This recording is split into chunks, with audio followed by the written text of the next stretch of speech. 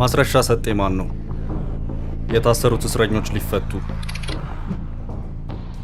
ኢትዮጵያ ውስጥ ካሉ እጅግ ምርጥ የጦር አብራሪዎች መካከል አንደኛው ነበሩ። ካፕቴን ማስረሻ ሰጤ ሱዳን ውስጥ ዳርፉር ሰላም ማስከበር ግዳጅ ላይ በነበሩበት ጊዜ አየር ላይ ሳሉ ሲያበሯት የነበረች ተዋጊ ሄሊኮፕተር አየር ላይ ሞተሯ ጠፍቶ በሰላም አሳርፈዋል በሚልም ከታሪካቸው ጋር ይህ ጀብድ አብሮ ይወሳላቸዋል። ቀደም ባለው ጊዜ በኢህአዴግ ዘመን አየር ኃይል ግቢ ውስጥ በተነሳ እሳት እጃቸው አለበት በሚል ከሌሎች ጓዶቻቸው ጋር ተከሰው 10 ዓመት ተፈርዶባቸውም ነበር። ከስር የተፈቱት እንደ አውሮፓውያን አቆጣጠር 2018 ወይም የጠቅላይ ሚኒስትር አብይ መንግስት ሲመጣ ነው። ከዛ በኋላ በተፈጠሩ የፖለቲካ ልዩነቶች በተለይም በተለያዩ አካባቢዎች በአማራ ተወላጆች ላይ ጥቃቶች እየተፈጸሙ ነውና ይቁሙ የሚሉ ተቃውሞዎች በአማራ ክልል ሲቀጣጠሉ ከዘመነ ካሴ ጋር በመሆን በተቃውሞዎች እየተገኙ ይቀሰቅሱ ነበር። ከዚያም ጉዳይ ወደ ትጥቅ ትግል ሲያመራ ጫካ ገብተው እስከ ሰሞኑ ድረስ በዚያው ቆይተዋል። አሁን ላይ መቶ አለቃ ማስረሻ ሰጤ ከአማራ ክልል መንግስት ጋር የሰላም ስምምነት አዲስ አበባ ላይ ተፈራርመዋል። ጉዳዩ ብዙ እያነጋገረ ነው። ደስታቸውን እየገለጹ ያሉ ብዙ ናቸው። በዚሁ ልክ ይህ ስምምነት በአማራ ክልል ያለውን ግጭት እውነት ያስቆማል ወይ የሚል ጥያቄ የሚያነሱ ብዙ ናቸው። የተፈረመው የሰላም ስምምነት የታሰሩ እስረኞች እንዲፈቱ የሚል አንቀጽ ተካቶበታል። ስለ ስምምነቱና ስለ ካፕቴን ማስረሻ ሰጤ እንመለከታለን። መልካም ቆይታ።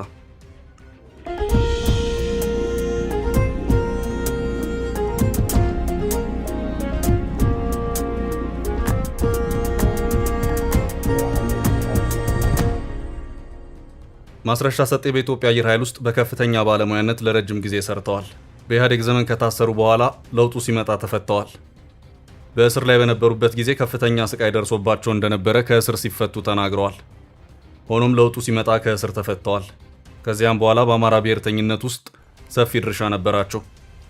በባህር ዳር የአማራ ክልል ከፍተኛ ባለስልጣናት ሲገደሉ እጃቸው አለበት በሚል ተጠርጥረው ታስሮ የነበረ ሲሆን ነገር ግን በፍርድ ቤት ነጻ ተብለዋል።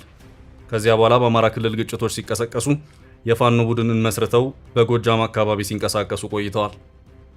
ማስረሻ የትውልድ ቦታቸው ምስራቅ ጎጃም ሲሆን በዛው አካባቢ እንቅስቃሴዎችን ሲያደርጉ ከቆዩ በኋላ ከነዘመነ ቡድን ጋር ባለመስማማታቸው ምክንያት ከጎጃም ለቀው በወሎ ቀጠና ስለመቆየታቸው ሲነገር ቆይቷል። ማስረሻ ከነ እስክንድር ወይም አፋሃድ ተብሎ ከሚታወቀው የፋኖ ኃይል ጋር በአመራርነት የቆዩ ሲሆን ነገር ግን ከሰሞኑ ከአማራ ክልል መንግስት ጋር ድርድር አድርገው መግባታቸው ታይቷል። ይህም ከፍተኛ መነጋገሪያ ሆኖ ቀጥሏል። የአማራ ክልል አመራሮች በአዲስ አበባ ቅንጡ ሆቴል ከማስረሻ ሰጤ ጋር በተፈራረሙ ስምምነት ከፍ ያለ ተስፋ ሰንቀው ታይተዋል። በክልሉ ከ3 ዓመታት ገደማ በፊት ጦርነት ከተቀሰቀሰ ወዲህ በፋኖ አመራርነት ስማቸው ከሚነሳ ግለሰብ ጋር ስምምነት ሲፈረም የመጀመሪያው ነው። ቀደም ሲል በደቡብ ጎንደር አካባቢ ሲንቀሳቀሱ የነበሩ የፋኖ ክንፎች እጃቸውን ሰጥተው የነበረ ቢሆንም ይህን ያክል ትኩረት አላገኘም ነበር። በእርግጥ የአሁኑ ድርድር ስለመሆኑ ነው የተነገረው። በኢትዮጵያ መንግስት የጸጥታ ኃይሎችና በፋኖ ታጣቂዎች መካከል ውጊያ በሚደረግበት ወቅት ክልሉን የመምራት ኃላፊነት ከይልቃል ከፋለ የተረከቡት አቶ አረጋ ስምምነቱ ከተፈረመ በኋላ ተወያይተንና ተደራድረን በክልላችን በሀገራችን ዘላቂ ሰላምን ለማረጋገጥ ቆርጠን ተነስተናል ሲሉ ተናግረዋል። የቀድሞ የተዋጊ ሄሊኮፕተር አብራሪ ማስረሻ ሰጤ ስምምነቱን የፈረሙት አፋሃድ የተባለውን የፋኖ ቡድን ይዘው እንደሆነ ተናግረዋል። ይሁን እንጂ መቶ አለቃው ከመፈራረማቸው በፊት ከስራ አስፈጻሚ ኮሚቴ የሚሆን ከድርጅቱ አባልነት እንደታገደው የአማራ ፋኖ ህዝባዊ ድርጅት አስታውቆ ነበር።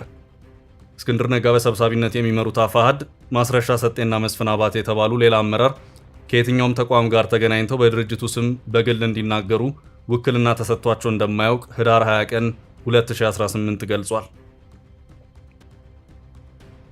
የድርጅቱ መግለጫ ከወጣ ከ5 ቀናት በኋላ ግን ማስረሻ አፋሃድን ወክለው ስምምነቱን ፈርመዋል።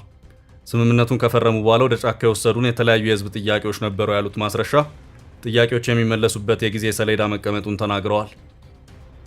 ማስረሻ በሂደት አሁን የሚመለሱ በአጭር ጊዜ፣ በመካከለኛ ጊዜና በረጅም ጊዜ የሚመለሱ ብለን በ3 ከፍለን ተወያይተን ተስማምተናል ሲሉ ተደምጠዋል። ከነዚህ መካከልም የተወሰኑት የሚከተሉት ናቸው። አንደኛ፣ የአማራ ህዝብ በማንነቱ እንዳይገደል፣ እንዳይሳደድና እንዳይፈናቀል ማድረግ። ሁለተኛ፣ የተፈናቀሉ ዜጎች እንዲመለሱ ማድረግ።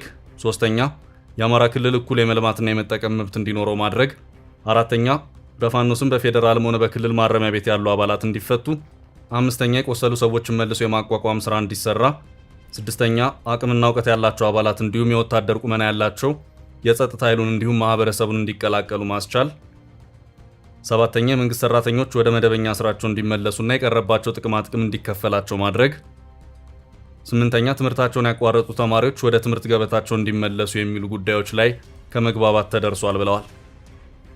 የሰላም ስምምነቱ እንዲፈረም በማደራደር የአፍሪካ ህብረትና የምስራቅ አፍሪካ የልማት በይነ መንግስታት ድርጅት ኢጋድ መሳተፋቸውም ተነግሯል።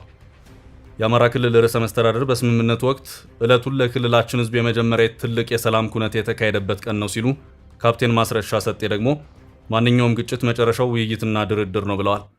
እንዲሁም ከአሸማጋዮቹ አንዱ የሆነ የአፍሪካ ህብረት ኮሚሽን ምክትል ሊቀመንበር አምባሳደር ሰልማ ማሊካ አዳዲ ስምምነቱ የሀገሪቱን ቀጣይ መዳረሻ የሚያቃና ነው ሲሉ መናገራቸው ተገልጿል። ከ6 ቀን በፊት የተለያዩ የማህበራዊ ሚዲያ ገጾች የአማራ ፋኖ ህዝባዊ ድርጅት 2 አመራሮች ከሌሎች አባሎቻቸው ጋር ለመንግስት እጃቸውን መስጠታቸውን ሲዘገብ ነበር። እጃቸውን ሰጡ ከተባሉት ኃላፊዎች መካከል አሁን ከአማራ ክልል መንግስት ጋር ዘላቂ የሰላም ስምምነት የተፈራረሙት ካፕቴን ማስረሻ ሰጤ ይገኙበታል። የመንግስት አሁን የአማራ ክልል መግለጫውን እስኪያወጣ ድረስ በጉዳዩ ላይ ምንም ያለው ነገር የለም። ከዚህ በፊት የአፋሕድ መሪ እንደሆኑ የሚነገረው አቶ እስክንድር ነጋ ከአፍሪካ ህብረት፣ ከምስራቅ አፍሪካ የልማት በይነ መንግስታት ድርጅት ኢጋድ፣ ከአውሮፓ ህብረት እንዲሁም በኢትዮጵያ ከአሜሪካ ኤምባሲ ተወካዮች ጋር ስፍራው ባልተገለጸ የክልሉ አካባቢ ተገናኝተው መወያየታቸውን የሚያመለክቱ መረጃዎች ወጥተው እንደነበር ይታወሳል። በወቅቱ አቶ እስክንድር ከፌዴራል መንግስት ጋር መደራደር የሚለው ጉዳይ በውይይቱ ወቅት እንዳልተነሳ ገልጸው ነበር። አሁን ድርጅቱን ወክለው ከክልሉ መንግስት ጋር ስምምነት የፈረሙት ካፕቴን ማስረሻ ሰጤ ሲሆኑ በዚህ ስምምነት ውስጥ አቶ እስክንድር የነበራቸው ሚና አልተገለጸም። ስምምነቱ የክልሉ መንግስት ለሰላም የሰጠው አማራጭ አካል እንደሆነና ለቀጣይ የህዝብ ሰላማዊ እፎይታ መሰረት የሚጥል ነው ተብሏል። ባለፈው ሳምንት የአማራ ፋኖ ህዝባዊ ድርጅት አፋሕድ 2 የሥራ አስፈጻሚ ኮሚቴ አባላቱን ከመንግስት ጋር ግንኙነት ፈጥረዋል በሚል ማባረሩ በስፋት ሲዘገብ ነበር። የድርጅቱ የሥራ አስፈጻሚ ኮሚቴ አባል ናቸው የተባሉት አቶ አሻግሬ ባየህ መቀመጫቸውን በአሜሪካ ያላደረጉ የዩቲዩብ ሚዲያዎች ኃላፊዎች የታገዱት ከመንግስት ተልዕኮ ተቀብለው በመገኘታቸው መሆኑን ተናግረዋል። የታገዱት ኃላፊዎች በጎጃም የአማራ ፋኖ ሊቀመንበርና የድርጅቱ የውጭ ጉዳዮች ኃላፊ ማስረሻ ሰጤና የሥራ አስፈጻሚ ኮሚቴ አባልና በወሎ የደህንነት ኃላፊ የሆኑት መስፍን ከፋለ ናቸው ብለዋል። የተባረሩበት ዋና ምክንያትን ሲጠቅሱ ከመንግስት ጋር ግንኙነት መፍጠራቸውና ተልዕኮ መቀበላቸው ስለተደረሰበት መሆኑን ተናግረዋል። በግለሰቦቹ ላይ የተገኘው ማስረጃ ይፋ ከሆነ በኋላ ከኛ ጠፍተዋል፣ የት እንዳሉ አናውቅም ሲሉ ከዩቲዩብ ገጹ ጋር ባደረጉት ቃለ ምልልስ ወቅት ገልጸዋል። አሁን ከአማራ ክልል ጋር የአማራ ፋኖ ህዝባዊ ድርጅትን ወክለው የሰላም ስምምነት ፈርመዋል የተባሉት ካፕቴን ማስረሻ ሰጤ የቀድሞ የአየር ኃይል አባል ነበሩ። ከዚህ በፊት በመንግስት ቁጥጥር ስር በነበሩበት ወቅት በቂሊንጦ ማረሚያ ቤት ከተከሰተ የእሳት ቃጠሎ ጋር በተያያዘ እጃቸው አለበት በሚል ተወንጅለው ነበር። ከስር ከተፈቱ በኋላ በአማራ ፖለቲካ ውስጥ ያላቸውን ተሳትፎ ያጠናከሩት ካፕቴን ማስረሻ ሰጤ በወሎ በነበረ የፋኖ እንቅስቃሴ ውስጥ ጉልህ ድርሻ እንደነበራቸው ይነገራል። በኋላም ከአቶ እስክንድር ነጋ ጋር በመሆን የአማራ ፋኖ ህዝባዊ ድርጅትን መስርተው በተለያዩ የክልሉ አካባቢዎች ሲንቀሳቀሱ ቆይተዋል። አሁን በክልሉ ከመንግስት ጋር የተፈራረሙት የሰላም ስምምነት መንግስት በክልሉ ታጥቀው ለሚንቀሳቀሱ ኃይሎች በተደጋጋሚ መሳሪያቸውን አስቀምጠው ወደ ሰላማዊ ፖለቲካ ትግል እንዲገቡ ለሚያደርገው ጥሪ እንደ ከፍተኛ ድል ሊቆጥረው ይችላል። መንግስት በአገሪቱ የሚገኙ ታጣቂዎችን በትኖ በፌዴራል መንግስቱ ኃይል ስር ለማካተትና ወደ ማህበረሰቡ መልሰው እንዲቀላቀሉ ለማድረግ መወሰኑን ተከትሎ በፋኖ ታጣቂዎችና በፌዴራል መንግስት ኃይሎች መካከል በሚያዝያ 2015 ግጭት ተቀስቅሷል። በዚሁ ዓመት ነሐሴ ወር ላይ መንግስት 23 ሚሊዮን የሚገመት ህዝብ በሚኖርበት በአማራ ክልል አስቸኳይ ጊዜ አውጇል። ከዚያ ጊዜ ጀምሮ በክልሉ የተለያዩ አካባቢዎች በሚደረጉ ውጊያዎች በርካቶች ቤት ንብረታቸውን እንዲሁም ህይወታቸውን አጥተዋል። በተለያየ አማራ ክልል ውስጥ የሚንቀሳቀሱ የፋኖ ታጣቂዎች በተለያየ አመራር ስር ሆነው የሚንቀሳቀሱ ሲሆን ወጥ የሆነ የጋራ አመራር እንደሌላቸው ይነገራል። የአማራ ክልሉ ጦርነት ከፍተኛ ውድመትን እያደረሰ ቢሆንም ትኩረት ያላገኘ እንደሆነ ይነገራል። አሁንም በክልሉ ግጭቶች የቀጠሉ ሲሆን በዚህ ከቀጠለ ከፍተኛ የሆነ ችግር ሊፈጠር ይችላል። በተለይም ገጠራማው የክልሉ አካባቢ አምራች እንደመሆኑ የግጭት ቀጠናውን የሚቀጥል ከሆነ እንደ ሀገር ጭምር ከፍተኛ ጉዳት ሊያስከትል ይችላል። ብዙዎች በአማራ ክልል ያለው ግጭት አሁንም በውይይትና በድርድር እንዲቋጭ ይመኛሉ። በአማራ ክልል ብቻ ያለው ሳይሆን በትግራይ ያለው ውጥረት እንዲሁም በኦሮሚያ ክልል አንዳንድ አካባቢዎች ያሉ ግጭቶች ሙሉ ለሙሉ ቆመው ሀገራችን ሰላም እንድትሆን የብዙዎች ምኞት ነው። አበቃን። ሰላም ለሀገራችን። መልካም ጊዜ ተመኘን።